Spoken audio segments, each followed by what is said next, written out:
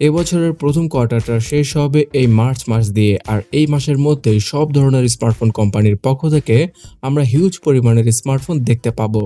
এখানে Xiaomi Redmi Note 10 series থেকে শুরু করে Realme 8 সিরিজ, তার সাথে Samsung এর A52 আর ওয়ার্ল্ডের সেকেন্ড জেনারেশনের আন্ডার ডিসপ্লে ক্যামেরা স্মার্টফোনও থাকবে। So hey guys, Shanto here. এই মার্চ মাসে বাংলাদেশ সহ ওয়ার্ল্ডের সকল কান্ট্রিতে কোন কোন স্মার্টফোনগুলো কেমন প্রাইসে আর কেমন স্পেসিফিকেশনের সাথে কত তারিখে লঞ্চ করা হবে সবগুলো ডিটেলসই জানাবো আজকের এই ভিডিওটাতে। সো অবশ্যই ভিডিওটা শেষ পর্যন্ত দেখবেন, আর ভালো লাগলে লাইক করতে ভুলবেন না। আমরা 1000 লাইকের টার্গেটটা রাখছি, দেখা যাক যে আপনারা কত তাড়াতাড়ি পূরণ করে দিতে পারেন। প্রথমে শুরু করব Xiaomi থেকে। Xiaomi তাদের Redmi Note 10 সিরিজের তিনটি স্মার্টফোন লঞ্চ করে দেবে আগামী 4ই মার্চ, এবং এই স্মার্টফোনগুলোর মধ্যে আমরা স্ন্যাপড্রাগনের প্রসেসরই দেখতে পাবো, এটা Xiaomi নিজেই কনফার্ম করেছে। তাছাড়া এই স্মার্টফোনের ডিসপ্লে হিসেবে 120 হার্জের LCD প্যানেলের সাথে অ্যামোলেড ডিসপ্লেও দেখতে পেতে পারি আমরা। আর এখানে 48 মেগাপিক্সেলের, 64 মেগাপিক্সেলের এবং 108 মেগাপিক্সেলের ক্যামেরা সেন্সর ইউজ করা হবে এই তিনটি স্মার্টফোনে। আর এদের নাম রাখা হতে পারে Redmi Note 10, Redmi Note 10 Pro আর Note 10 Pro Max। এবং প্রসেসর হিসেবে যথাক্রমে Snapdragon 678, Snapdragon 732G আর Snapdragon 750G কে আমরা দেখতে পেতে পারি। আর আশা করা যাচ্ছে 15,000 রুপি থেকে 20,000 রুপির মধ্যে ইন্ডিয়ান মার্কেটে এই ফোনগুলোকে লঞ্চ করা হবে। তাছাড়া বাংলাদেশের মার্কেটে এপ্রিল মাসের দিকে Xiaomi বাংলাদেশ এই ফোনগুলোকে অফিসিয়ালি নিয়ে আসতে পারে, কিন্তু ততদিন অবধি আনঅফিসিয়ালি অবশ্যই এই ফোনগুলো বাংলাদেশের মার্কেটে খুব ভালো একটা প্রাইস রেঞ্জেই পাওয়া যাবে। আর Xiaomi বাংলাদেশের মার্কেটে হয়তো একটি 5G স্মার্টফোন লঞ্চ করতে পারে আর Snapdragon 888 প্রসেসরের সাথে নতুন একটি স্মার্টফোন লঞ্চ করতে পারে। আশা করা যাচ্ছে যে Mi 11 স্মার্টফোনটাকে Xiaomi বাংলাদেশ অফিসিয়ালি বাংলাদেশে নিয়ে আসতে পারে। তবে যাই হোক, Mi 11 স্মার্টফোনটা অফিসিয়ালি বাংলাদেশে আসলে হয়তো কেউ কিনবেন না, কারণ এর প্রাইস 80 থেকে 90,000 টাকা হতে পারে। কিন্তু Mi 11 লাইট স্মার্টফোনটা গ্লোবালি মার্চ মাসের দিকে আমরা দেখতে পেতে পারি। এখানে 4G আর 5G দুটি ভেরিয়েন্ট থাকতে পারে। 4G ভেরিয়েন্টে ইউজ করা হতে পারে Snapdragon 732G SoC, অন্যদিকে 5G ভেরিয়েন্টে স্ন্যাপড্রাগনের নতুন 775 SoCটাকে ইউজ করতে পারে Xiaomi। এছাড়া এই ফোনটাতেও সুপার অ্যামোলেড প্যানেলের ডিসপ্লে আর Mi 11 সিরিজের মতোই ডিজাইনটা আমরা দেখতে পেতে পারি। আর আশা করা যাচ্ছে মার্চের তৃতীয় সপ্তাহে Xiaomi এই ফোনটাকে কোনো না কোনো কান্ট্রিতে গ্লোবালি লঞ্চ করে দেবে, আর এর প্রাইস হতে পারে 30,000 টাকার উপরে। তাছাড়া ভিউয়ার্স, Mi 11 Pro অথবা আলট্রা এই দুটো স্মার্টফোন সম্পর্কে হয়তো আপনারা এর আগেও শুনেছেন। এমনকি Mi 11 আলট্রা স্মার্টফোনটার হ্যান্ডস অন ভিডিও তো একজন লিকই করে দিয়েছিল ইউটিউবে, বর্তমানে সেই ভিডিওটা নেই।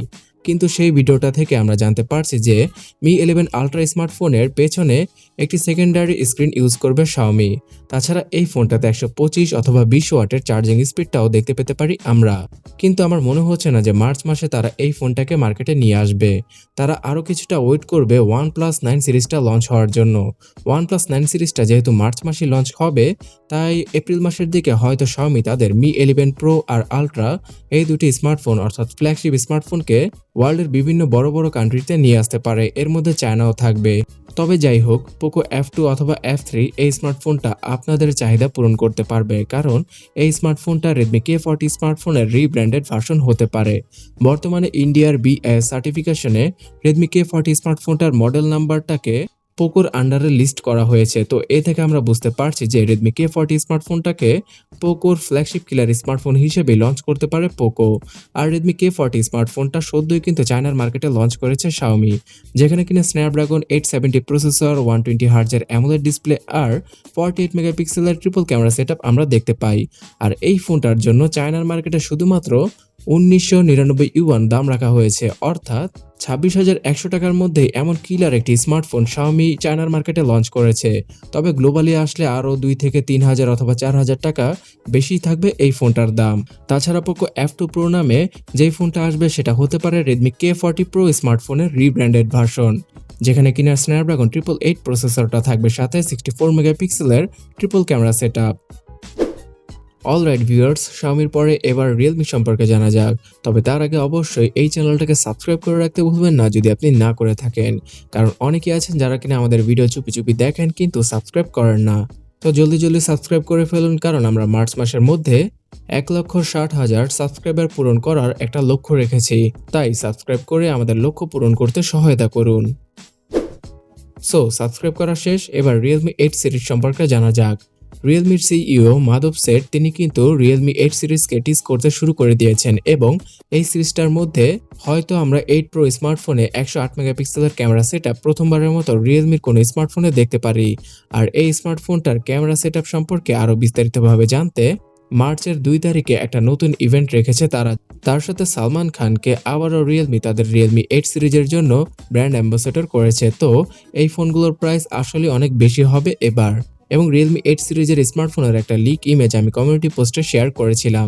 সেখানে অনেকেই বলেছেন যে এই ডিজাইনটা তাদের পছন্দ হয়নি, কারণ রিয়েলমি সি সিরিজ আর রিয়েলমি এক্স সিরিজের ডিজাইনটাকে একসাথে মিলিয়ে রিয়েলমি একটা ডিফারেন্ট টাইপের ডিজাইন তৈরি করেছে, যেটা কিনা অনেকের কাছেই খারাপ লেগেছে।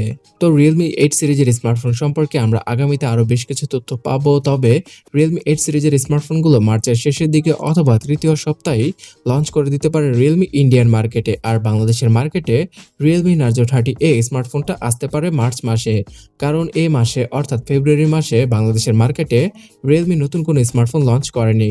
তাদের পুরনো স্মার্টফোনের মধ্যে নার্জো 20 স্মার্টফোনটা মার্কেট আউট করে দিয়েছে তারা।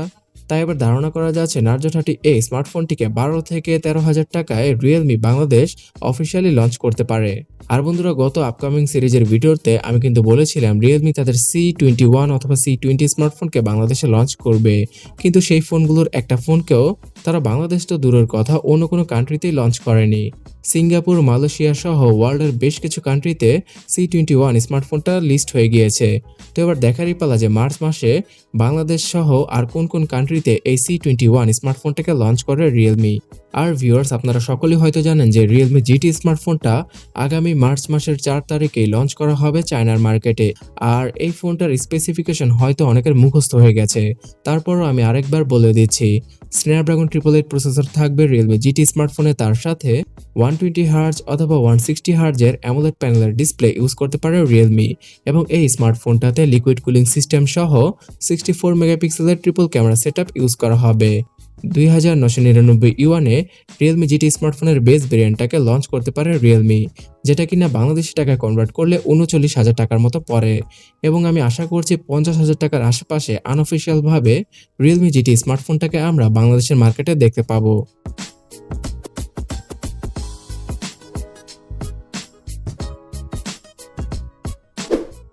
স্যামসাংয়ের A52 স্মার্টফোনটা কিছুদিন আগে ইউরোপের মার্কেটে লঞ্চ করা হয়েছিল, তবে সেটা ছিল 5G স্মার্টফোন, যেখানে কিনা Dimensity 700 প্রসেসরকে ইউজ করেছিল স্যামসাং। তবে এই স্মার্টফোনটার 4G ভেরিয়েন্টে থাকবে মিডিয়াটেকের G80 প্রসেসরটি।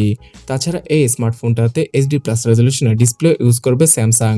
তো আমি A32 স্মার্টফোন সম্পর্কে কেন বলছি, কারণ A32 স্মার্টফোনের ব্যাক প্যানেলের ডিজাইনের মতোই রাখা হবে A52 আর A72 স্মার্টফোনের ডিজাইন। তাছাড়া এই তিনটি স্মার্টফোনের 4G ভেরিয়েন্ট বাংলাদেশের মার্কেটে মার্চ মাসের মধ্যে আমরা দেখতে পেতে পারি, যেখানে কিনা A52 আর A72 এই দুটো স্মার্টফোনে স্ন্যাপড্রাগন 720G প্রসেসরকে ইউজ করবে স্যামসাং। তার সাথে 90 Hz এর অ্যামোলেড প্যানেলের ডিসপ্লে আর 4500 থেকে 5000 mAh এর ব্যাটারি ইউজ করা হতে পারে। আশা করা যাচ্ছে 30 থেকে 45,000 টাকার মধ্যে এই দুটি স্মার্টফোনকে আমরা বাংলাদেশের মার্কেটে দেখতে পেতে পারি। কিন্তু স্যামসাংয়ের M62 স্মার্টফোনের জন্য হয়তো অনেকেই ওয়েট করছেন, কারণ এই ফোনটাই হচ্ছে গিয়ে ইন্ডিয়াতে লঞ্চ হয়ে যাওয়া F62 স্মার্টফোনের রিব্র্যান্ডেড ভার্সন। আর এই ফোনটাকে মার্চ অথবা এপ্রিল মাসের মধ্যেই স্যামসাং বাংলাদেশের মার্কেটে 35,000 টাকার আশেপাশে লঞ্চ করে দিতে পারে। ইতিমধ্যে হয়তো 2 থেকে 4 তারিখের মধ্যে মালয়েশিয়ার মার্কেটে এই ফোনটা অফিসিয়ালি লঞ্চ হয়ে যাবে। ওকে ভিউয়ার্স, চলুন এবার ওপ্পোর অ্যাপ সিরিজ সম্পর্কে জানা যাক। আর ওপ্পো তাদের অ্যাপ সিরিজে 3টি স্মার্টফোনকে এবার বিভিন্ন ধরনের কান্ট্রিতে লঞ্চ করবে, কিন্তু বাংলাদেশের মার্কেটে শুধুমাত্র ওপ্পো F19 আর F19 Pro এই দুটি স্মার্টফোনকে আমরা দেখতে পেতে পারি, যেখানে কিনা নতুন ক্যামেরা সেটআপ আর খুব সুন্দর একটা ডিজাইন দেখতে পাবো। মার্চ মাসের শেষের দিকে অথবা এপ্রিল মাসের শুরুর দিকেই আমাকে হয়তো বলতে হবে না, আপনারা যে কোনো শপিং মলে ওপ্পোর এই F19 সিরিজের স্মার্টফোনগুলোর ব্যানার দেখতেই পাবেন। আর বন্ধুরা, আগামী মার্চ মাসের 11 তারিখে গ্লোবালি ওপ্পো তাদের Find X সিরিজের 3টি স্মার্টফোনকে হয়তো লঞ্চ করে দিতে পারে। এখানে Oppo Find X3, Find X3 Pro এবং X3 Pro Plus এই 3টি স্মার্টফোনকে আমরা দেখতে পেতে পারি।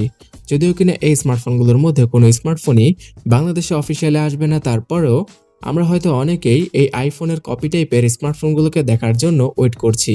তাছাড়া ওপ্পো তাদের এই সিরিজের A15s স্মার্টফোনটাকে কিছুদিন আগে 14,000 টাকার মধ্যে লঞ্চ করেছে। তো এবার মার্চ মাসেও তারা এই সিরিজের বেশ কিছু স্মার্টফোনকে লঞ্চ করবে। আর এদিকে ওপোর ভাই ভিভো কিন্তু বসে নেই, তারা তাদের V21 সিরিজটাকে নিয়ে কাজ করছে এবং খুব সম্ভবত এপ্রিল অথবা মে মাসের দিকে এই সিরিজের স্মার্টফোনগুলোকে আমরা বাংলাদেশের মার্কেটে দেখতে পেতে পারি। তবে ভিভো তাদের S9 স্মার্টফোনকে লঞ্চ করবে চায়নার মার্কেটে, আর এই স্মার্টফোনটার সবচেয়ে বড় বিশেষত্ব হচ্ছে গিয়ে Dimensity 1100 প্রসেসরের সাথে আসতে পারে এই ফোনটা। তবে ভিভো V20 প্রো স্মার্টফোনের মতোই ডিজাইন দেখতে পাবো আমরা ভিভো S9 স্মার্টফোনটিতে, যেখানে কিনা সামনের দিকে অনেক বড় আকারের একটা নচ থাকবে, যেখানে কিনা 48 মেগাপিক্সেলের ডুয়াল ক্যামেরা সেটআপ ইউজ করবে ভিভো। আর ভিভোর X60 সিরিজটা সম্পর্কে হয়তো আপনারা অনেকেই জানেন, কারণ ডিসেম্বর থেকে জানুয়ারি মাসের মধ্যে ভিভো এই সিরিজের বেশ কিছু স্মার্টফোনকে চাইনিজ মার্কেটে লঞ্চ করেছে। তো এবার গ্লোবাল লঞ্চের পালা। সো এই মার্চ মাসকে সামনে রেখে ভিভো তাদের X60 সিরিজের 3টি স্মার্টফোনকে মার্কেটে নিয়ে আসতে পারে।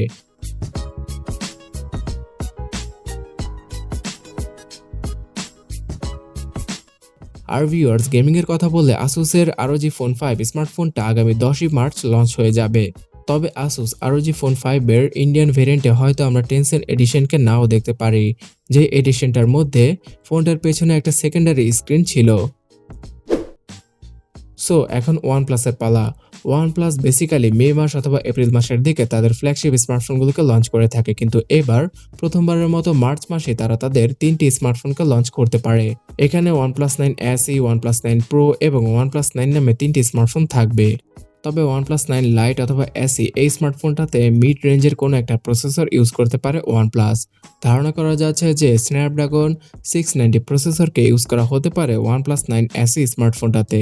আর বরাবরের মতো আমরা এটা আশা করতে পারি যে OnePlus 9 SE স্মার্টফোনটা 30 থেকে 40 হাজার টাকা এবং OnePlus 9 স্মার্টফোনটা 50 থেকে 55 হাজার টাকার মধ্যে বাংলাদেশে পাওয়া যাবে, এবং 9 Pro স্মার্টফোনের জন্য 70 থেকে 80 হাজার টাকা খরচ করতে হতে পারে। আর ভিউয়ার্স, আপনারা অনেকেই আছেন যারা কিনা মোটোরোলার G100 স্মার্টফোনটার জন্য ওয়েট করছেন, যেটা কিনা মোটোরোলার এজ S স্মার্টফোনের একটা গ্লোবাল ভেরিয়েন্ট হবে। আর এই স্মার্টফোনটাতে স্ন্যাপড্রাগন 870 চিপসেট ইউজ করা হবে। সো মোটোরোলা খুব সম্ভবত মার্চ মাসের একদম মাঝ বরাবর সময়ে মোটোরোলা G100 স্মার্টফোনটাকে গ্লোবালি লঞ্চ করে দিতে পারে। তবে বাংলাদেশের মার্কেটে হয়তো নাও আনতে পারে তারা এই ফোনটাকে অফিসিয়ালি। তাছাড়া ওয়ালটনের পক্ষ থেকে আমরা RX8 স্মার্টফোনটাকে বাংলাদেশের মার্কেটে দেখতে পাবো মার্চ মাসে, যেই ফোনটাতে মিডিয়াটেকের হেলিও G সিরিজের প্রসেসর থাকবে এবং পেছনে পাওয়া যাবে কোয়াড ক্যামেরা সেটআপ। আশা করা যাচ্ছে 12 থেকে 15 হাজার টাকার মধ্যে ওয়ালটন তাদের RX8 স্মার্টফোনকে লঞ্চ করবে। আর বন্ধুরা, সিম্ফনি কিন্তু তাদের Z18 স্মার্টফোনকে বাংলাদেশের মার্কেটে লঞ্চ করেছে, যেই ফোনটার মধ্যে 2GB র্যাম আর অ্যান্ড্রয়েড গো এডিশনকে ইউজ করেছে তারা। তাছাড়া 5000 mAh এর ব্যাটারিও পাওয়া যাবে সিম্ফনির এই নতুন স্মার্টফোনটাতে। সো সিম্ফনির Z18 স্মার্টফোনটা আগামী মার্চ মাস থেকে সিম্ফনির যে কোনো আউটলেটে আপনারা পেয়ে যাবেন। যদি আপনার বাজেট 7000 টাকার উপরে হয় তাহলে আপনারা এই স্মার্টফোনটাও চেক আউট করতে পারেন। আর ইনফিনিক্স যেহেতু তাদের নোট 8i স্মার্টফোনটাকে লঞ্চ করেছে, তাই তাদের অবশ্যই উচিত হবে 08 স্মার্টফোনটাকেও বাংলাদেশের মার্কেটে অফিসিয়ালি নিয়ে আসা। এছাড়া ভিউয়ার্স, টেকনো আর আইটেলের পক্ষ থেকে আমরা 5 থেকে শুরু করে 15 হাজার টাকার মধ্যে নতুন স্মার্টফোন মার্চ মাসে দেখতে পেতে পারি বাংলাদেশে।